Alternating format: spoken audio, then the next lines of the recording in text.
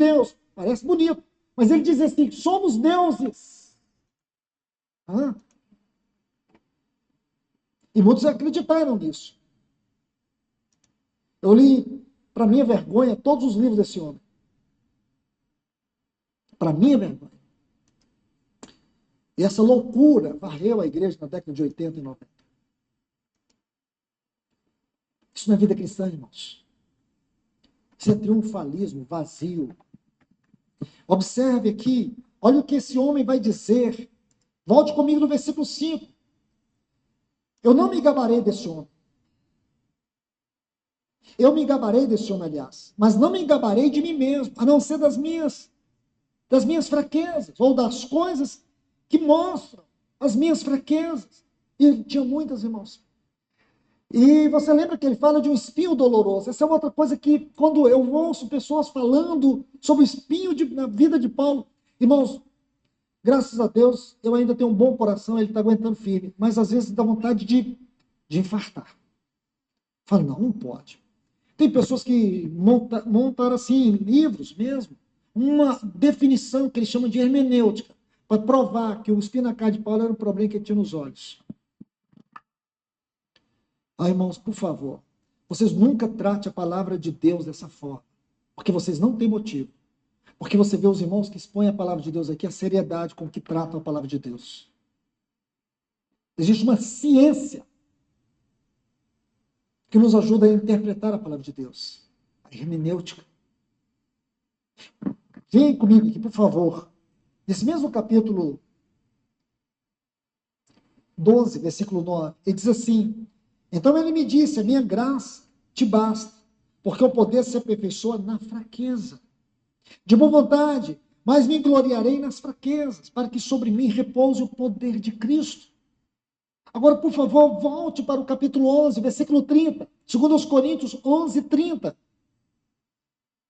Se tenho de gloriar-me-ei no que diz respeito à minha fraqueza. Agora você entende que essa experiência que ele vai dizer desse homem em Cristo, na sua vida, no mais alto céu, em visões, revelações, ele nem sabia, Deus sabia. Mas uma coisa é certa, ele teve. Então, meus irmãos e irmãs, você tem que lembrar que ele estava falando das suas fraquezas. Aí ele faz um parêntese. O que em gramática chama digressão. Ele fez uma digressão. E depois ele vai concluir aqui nesse versículo 9 e 10 de 2 Coríntios, capítulo 12. Então, olha o que ele diz. Se tenho de gloriar-me-ei no que diz respeito à minha fraqueza, e desconheço um homem em Cristo. Aí ele vai falar dessa experiência. Mas ele vai dizer, não é isso, irmãos. Deus colocou em minha vida um espinho doloroso que, como mensageiro, me esbofeteava. Olhe bem, o versículo 10 do capítulo 12.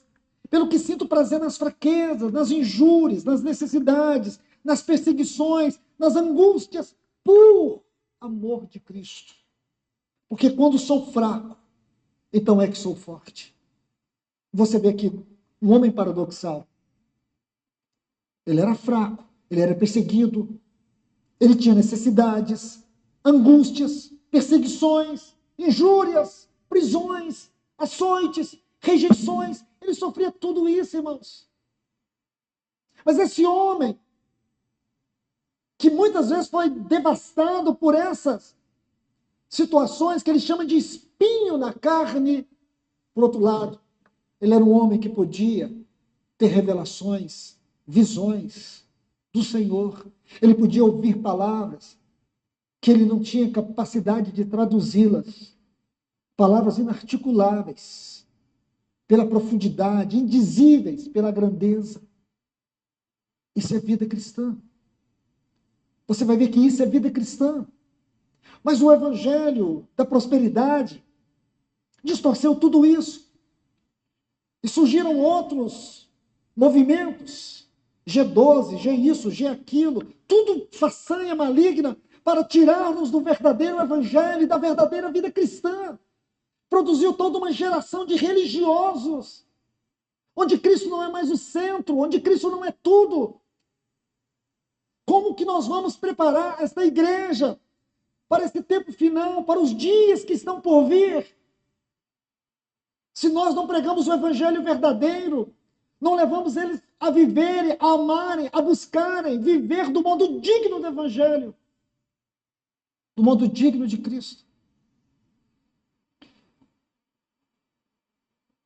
Quando Paulo fala de fraqueza aqui, ele fala de duas coisas: fragilidade e debilidade, que era justamente o que ele experimentava nas suas perseguições, tudo que ele passou.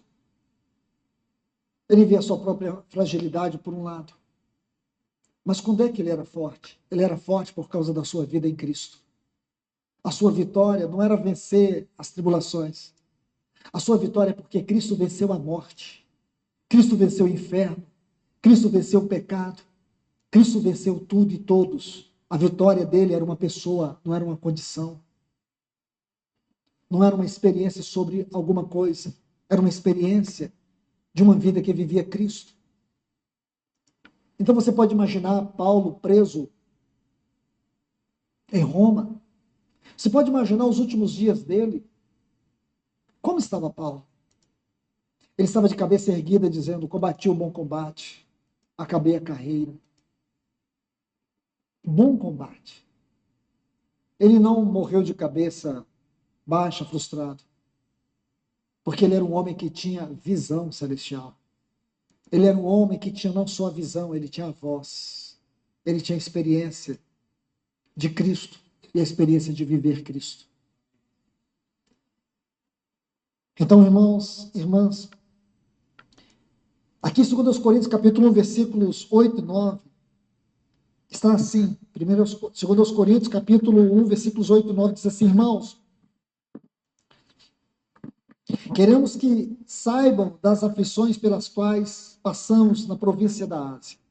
Sabe a palavra espinho, que é a palavra grega skolops, né? Fala de uma estaca pontiaguda que penetra a carne.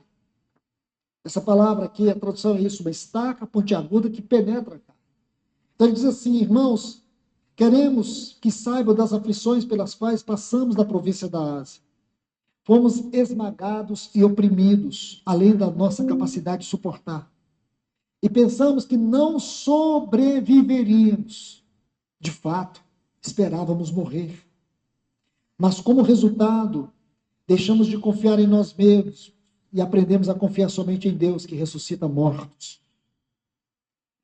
Lá em 1 Coríntios, capítulo 15, o versículo 32, ele vai dar uma luz sobre essa experiência. 1 Coríntios, capítulo 15, versículo 32, pode colocar, escreva aí do lado, para você não esquecer. Ele diz assim: se como homem lutei em Éfeso com feras. Se como homem, lá em Éfeso, eu lutei contra feras. A palavra aqui, o termo grego é animais selvagens. E lá em 2 Timóteo 1,15 ele diz assim: todos da Ásia me abandonaram. Você pode imaginar o grau de sofrimento, de dor que esse homem passava. E por que ele não desistiu? Por quê? Ele não tinha salário. Ele não tinha cargo. Ele não tinha pessoas para bater nas suas costas. Ele não tinha ambição nenhuma nesse mundo. Ele diz que tudo ele havia perdido. Ele considerava todas as coisas como refúgio. Por que ele nunca desistiu? Por causa da visão e da voz. A minha pergunta é: você encontrou Cristo mesmo? A pergunta correta é: Cristo te encontrou? Foi Ele que te encontrou? Ou foi a religião que te encontrou? Se foi Cristo que te encontrou, qual é a visão que você tem dele? Qual é a voz que governa o seu coração, os seus afetos, que te molda, que te atrai, que te conquista, que te quebranta, que te alimenta, que te socorre, que te sustenta, que te levanta, que te fortalece? Qual é a voz? É a da religião? Nunca. É a voz de Cristo. Essa voz poderosa é a vida no nosso espírito. Aqui está, irmãos, essa maravilhosa experiência desse homem. Essa tem que ser uma pergunta que nós temos que responder. Que tipo de vida cristã nós temos? Porque quando estudamos a vida de Paulo, não tem como nós não sermos corrigidos. Por que tantos detalhes? Por que tantas experiências? Por quê? Sendo que a Bíblia não é de Paulo, não foi ele que inspirou, foi o Espírito Santo e fez isso para nós. Como está em Romanos 15, tudo que foi escrito para nós. Então eu tenho que tomar isso como uma lição da minha vida.